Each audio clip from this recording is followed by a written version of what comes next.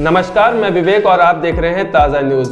दोस्तों, अभी तक क्या होता था, लोग बिजली की चोरी करते थे तो उन पर कोई कार्रवाई नहीं होती थी। कार्रवाई होती भी थी तो इतनी सख्त नहीं हो पाती थी। कई बार तो जो हमारे घर का कनेक्शन काटने आते थे या बिजली की चोरी की रिपोर्ट लिखवाने जाते थे, उन बिजली के कर्मचारियों पर हमले तक हो जाते थे, मारपीट तक की नौबत आ जाती थी। लेकिन अब ऐसा नहीं होगा, क्योंकि मध्य प्रदेश के विद्युत विभाग ने अब बिजली विभाग के लिए खुद के थाने खोलने की परमिशन दे दी गई है। और परमिशन के साथ साथ जिन जगहों पर ये थाने खोले जाने हैं, उन जगहों का आकलन भी शुरू कर दिया गया है।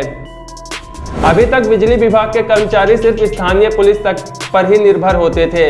उन्हें जब पता चलता था कि कहीं पर बिजली की चोरी की जा रही है या बिजली के केबल कहीं पर चोरी हो गए हैं, तो वो स्थानीय पुलिस पर रिपोर्ट लिखवाने जाते थे। उस समय उनको पुलिस से उस तरह की मदद उपलब्ध नहीं हो पाती थी जिस तरह की उनको मदद चाहिए। इन्हीं सब संकटों को देखते हुए मध्य प्रदेश शासन ने बिजली विभाग की तीनों कंपनियां, मध्य, पूर्व और पश्चिम, इन तीनों बिजली विभाग की कंपनियों को खुद के थाने खोलने के आदेश दे दिए हैं, जिसमें 2 उप निरीक्षक, 4 सहायक उप निरीक्षक, 8 प्रधान आरक्षक और 16 आरक्षक का स्टाफ होगा। इन 16 आरक्षक के स्टाफ में 14 पुरुष और 2 महिलाएं भी शामिल होंगी। यदि अब आप बिजली की चोरी करते हैं तो आप बच नहीं पाएंगे, क्योंकि ये थाने सिर्फ बिजली की चोरी की कार्रवाई को ही देखेंगे।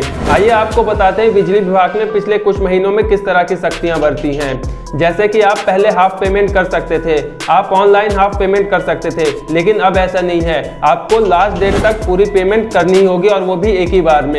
इसके अलावा यदि आपने कुछ महीनों से बिजली का बिल जमा नहीं किया है तो बिजली विभाग आपका कनेक्शन काटने में जरा भी देरी नहीं करेगा और इस पर आप कुछ नहीं कर सकते। इसलिए बेहतर यह होगा कि समय रहते आप बिजली का बिल का भुगतान कर दीजिए और बिजली के नियमों का पालन करिए। बिजली की चोरी से बचे, नहीं तो आप पर सख्त कार्रवाई की जाएगी। धन्यवाद।